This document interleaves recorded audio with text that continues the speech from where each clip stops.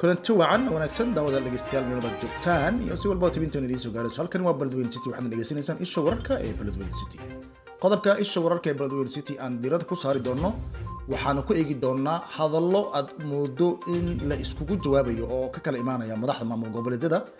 iyo dowladda dhexe federaalka ayaa warbaahinta aad u hadlaysa maalmihii tagay iyadoo oo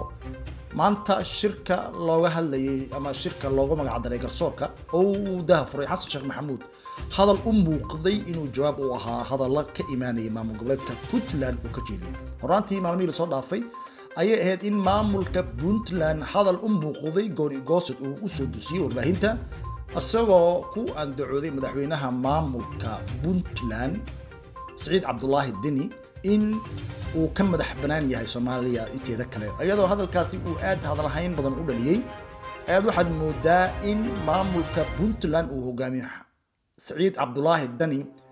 ay u muuqdaan kuwo majaxaabinaya markasta dowladda federaalka ama maamul kasta oo yimaada Muqdisho iyadoo lagu xasuusto in dowladihii ka horreeyay dowladdan ay caqabad ku aayeen sida dadka siyaasadda oo dareysay ay sheegayaan iyadoo oo boodo in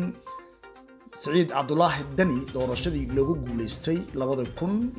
2022 sanadkii tagay aad moodo inuu caraf fara badani uu ku abuuray asagoo la soo sheegayo in uu qarash aad u fara badan uu ku bixiyay sida uu madaxtinimada dalka u soo bixinaa ayadoo taasi meesha ka saartay markii uu ku soo baxay xilka madaxtinimada dalka madaxweyne Xasan Sheekh Maxamuud ayaa waxa moodaa in Saciid Cabdullaahi Deni uu arrinkaasi aad uga carooday taa beddelkeedina waxa uu mar kale qaatay siyaasad ah in wasiirka koowaad ee dalka uu qaato Saciid Cabdullaahi Deni taasi oo mar kale uu ku guubay ayadoo oo xilkaasi loo magacaabay ra'iisul wasaaraha dalka hadda maamula ee Xamse Cabdi Barre taasi ayaa la soo sheegayaa inay madax ku sii dhufatay madaxweynaha Saciid Cabdullaahi Deni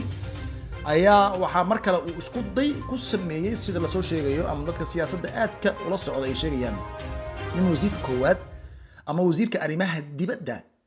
uu codsaday in loo magacaabo qof uu asaga wato balse taasina mar kale ayuu ku hungoobay sida wararku ay sheegayaan dhanka kale waxaa la soo sheegayaa in mar kale uu isku dayay in wiil uu asaga dhalay Saciid Cabdullaahi Deni madaxweynaha Puntland uu geystay wasaaradda petroolka si uu qayb uga noqdo dadka go'aaminaya ama karinaya siyaasadda guud ee petroolka dalka taasina mar kale ayaa waxaa la soo sheegayaa in uu ku hungoobay arrimahaas oo isbiirsada ayaa waxaa la soo sheegayaa in ay madaxa ku dhufteen Saciid Cabdullaahi Deni madaxweynaha Puntland oo aad moodo in markii labaad uu wajahayo dagaal amaba uu iclaamiyay dagaal ka dhanka ama ka dhana dowladda dhexe iyadoo oo lagu xasuusto in madaxweynihii kan ka horreeyay Xasan Sheekh Maxamuud ee ahaa Farmaajo uu ku noqday laf dhuun gashay isaga oo batatan badiiday maamulkii Farmaajo iyo la shaqayntiisii Farmaajo ayaa hadana waxaad moodaa in mar kale uu goroda isku galeen Xasan Sheekh Maxamuud oo ahaa saaxiibka ugu dhow sida la soo sheegayo isku siyaasadna ka ahaayeen doorashooyinkii dalka ka dhacday sanadkii hore balse waxaas oo dhan waxaa ka daran marka uu madaxweynaha Saciid Cabdullaahi Deni uu maalinnimadii daraad ahayd uu sheegay in uu doonayo in uu Soomaaliya ka madax banaanaado ama uu dowlad ka madax banaan dowladda Soomaaliya hadalkiisa uu u dhigay hadal u muuqday sidaasi ayaa waxaa aad u dhaliyay hadal lahayn dadka Soomaaliyeed ay aad u hadlayeen balse taas oo dhan waxa maanta biyo ku shubay oo ka hor yimid oo amaba qalabka warbaahinta hadal u muuqday jawaab hawada u mariyay madaxweynaha jamhuuriyadda federaalka Soomaaliya Xasan Sheekh Maxamuud oo u muuqday inuu u jawaabayo guud ahaan maamul goboleedyada laakiin waxaa la soo sheegayaa ama la sheegayaa in hadalka maanta uu madaxweynaha jamhuuriyadda federaalka Soomaaliya Xasan Sheekh Maxamuud uu ka jeediyay shirka garsoorka dalka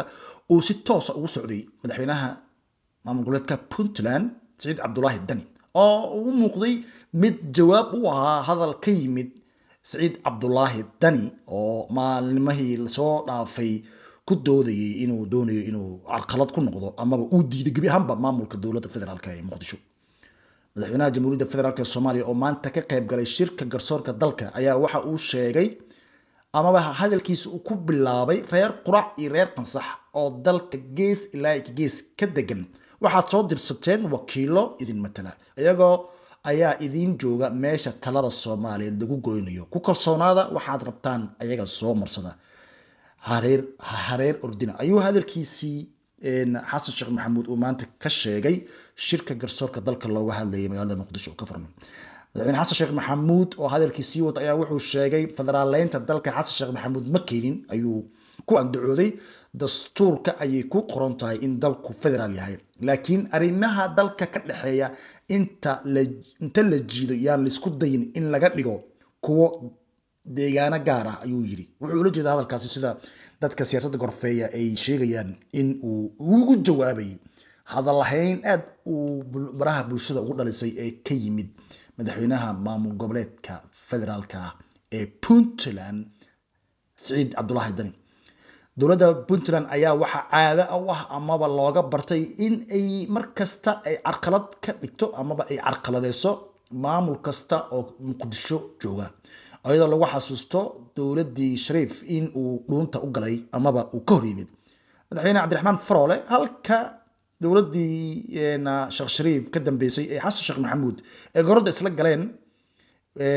madaxweynihii hore ee Puntland Cabdiweli Gaas halka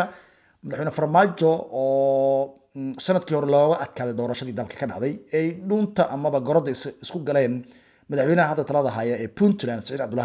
Cabdullaahi Dani ayaa mar kale isu taagay diyaariyeyna qorshooyinka uu ku maleegi lahayo amaba uu ku carqaladeyn lahaa dowladda federaalka ee Soomaaliya waxaad dhegeysanaysaa isha wararka Baldoon City